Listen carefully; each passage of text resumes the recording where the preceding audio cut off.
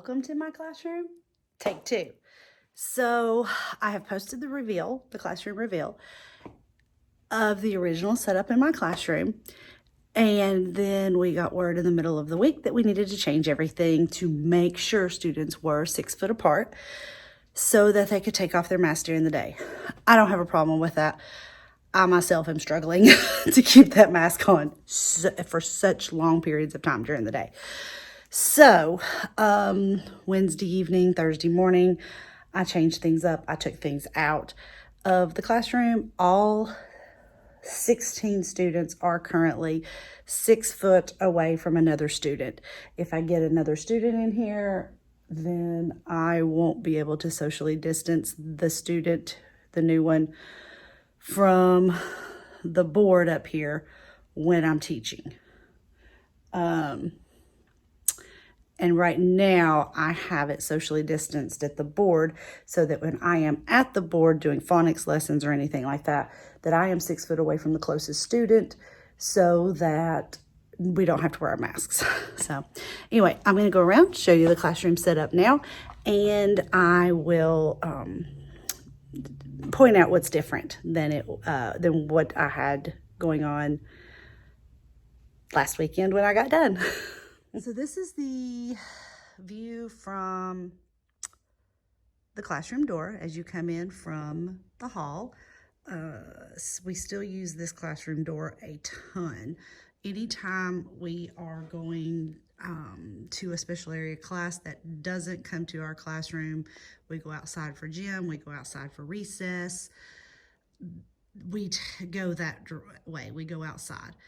If we're in the room when the students who bring a lunch or who need a lunch from the cafeteria leave to go get their lunch with our assistant, we use that door, or we use the exterior door out in the hall.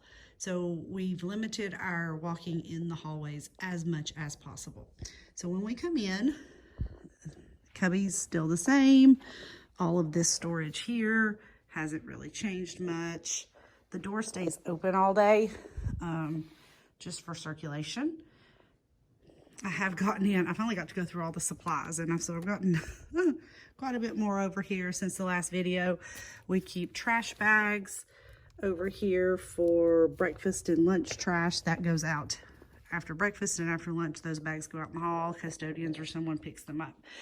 So in our cubbies this year, we have the first 3 books in the reading series. Students use these as their mailboxes now, these book bins. And after they get out their red folders in the morning and we go through anything that comes in from mom or dad, then the red folder goes in here. Papers go in this book bin throughout the day that have to go home. At the end of the day, students pack up their red folders that are their homework folders, communication folders themselves. So that's what's in here. Bottom 16 cubbies. Up here, it's still storage. Up here, I still have my books. Those did not change. I'm still loving my red and black polka dot cover here. I did cut it so that it doesn't go so far down. I am amazed at the disinfecting wipes and the hand sanitizers the parents found. So I hang things up here. We're going to move these this week. We actually don't even need these 2 yet. I'll move them so they're up. They were coming just to the bottom of the fabric, but like I said, I cut it not very well with my dull scissors. So this is still mostly ELA. This is still mostly math.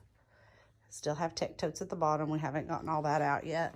Still have these over here for our lap desks.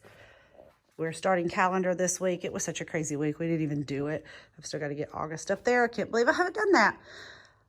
So we'll be starting calendar tomorrow.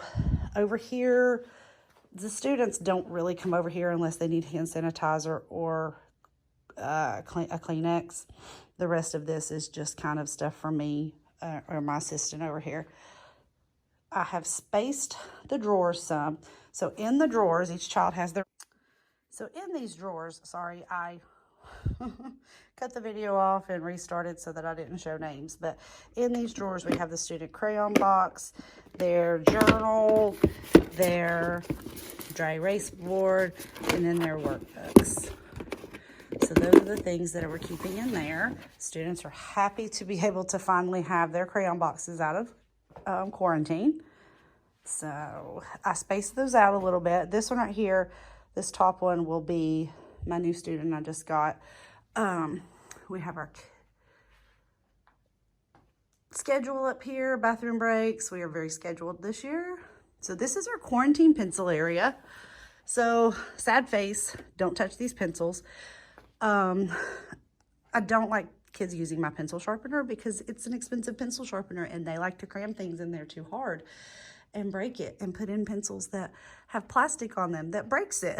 So what we decided to do instead of sanitizing the pencils every day is put them in here. Each afternoon, pencils go in here, spray it down with some Lysol, and on Monday, my assistant that's in here, she will sharpen all the pencils and we can redistribute them the next week. So once she sharpens them, they'll go over here. I have so many extra pencils, so we're blessed to be able to do this. And as we need to throw some away, we'll throw them away. But this way they've quarantined and been sprayed so they can be reused. So far I've been able to keep this science shelf in here. I don't know how much of it I'll use this year. I did take out, if you remember correctly, from the last video, if you saw it, and I'll link it below, but I had a table here that had zebra stripe contact paper on top. That went home. Let's see. Over here didn't change much. I've still got AR books that we won't be using, but if I need to move that shelf to be able to socially distance more, I will. Honestly, with this here, this door here, and the fire marshal, I can't get another student in this area anyway. Right now, no one is, well, no, this is where my new student will go. I have one that has not come yet. So if he comes, he will go here. I may have to move this once we start using Chromebooks though, or move the Chromebook shelf, or it may be one of those things where he just sort of moves while everybody gets their Chromebooks, so we're distanced. So up here hasn't changed a lot still. I did kind of space these out a little bit. They're not 6 feet apart, but anytime we are up and moving around, students must put their masks on. So if it's time for us to transition to get workbooks, to get things out of our cubbies or whatever, the rule is masks up. So masks up, we're moving around. Once we're all seated again, masks can come down. Over here, this is where I put all of the students' supplies. So each student has their own bag that has supplies in it for me to replenish in their drawers as the year goes on. We have headphones that I've got to get in tech totes. And this is just manipulatives and blocks and stuff that I don't know if we'll be able to use. I'm hoping to make some bags once I can really make sure I can have a good procedure on quarantining or cleaning, disinfecting the blocks in between uses for different students. These are all puzzles. I love doing my puzzles this way. So I just get like Dollar Tree puzzles. Every puzzle has a number. I number all the pieces, put them in a bag. That way, if a puzzle piece gets lost, we know where it goes. So that's that area. The student, I can move back and forth. Bless her heart, she has agreed that once I get the Elmo working, that if I am at the Elmo, we will both mask up. She's so sweet. She was like, I'll do that. It's okay. So this area changed drastically. I had a kidney-shaped table here. Took it out, moved the table. Let's see, I had a table, that rectangular table was here for my assistant to use. Now I have 2 desks there. Moved that table over here. This is where my assistant or I work when we sit down. We don't sit down much. I can move this table out and get one more student over here, and that's it. So I'm hoping it doesn't come to that. I'm still kind of working out this area. I figured if I use this chair and I have to go back and forth between the computer and the table, then I can roll and do that. I still have reading supplies back here behind this shelf, teacher editions and stuff here. An extra rolly chair there. That cabinet's not closing for some reason. And then we also just still have our graphic organizers and things up here, microwave and stuff. I keep the books I'm using for whatever, the season is or the topic is here.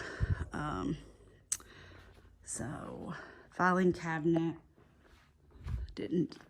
so what really changed is we took out a table or two, moved some tables around. This is what it looks like from the front.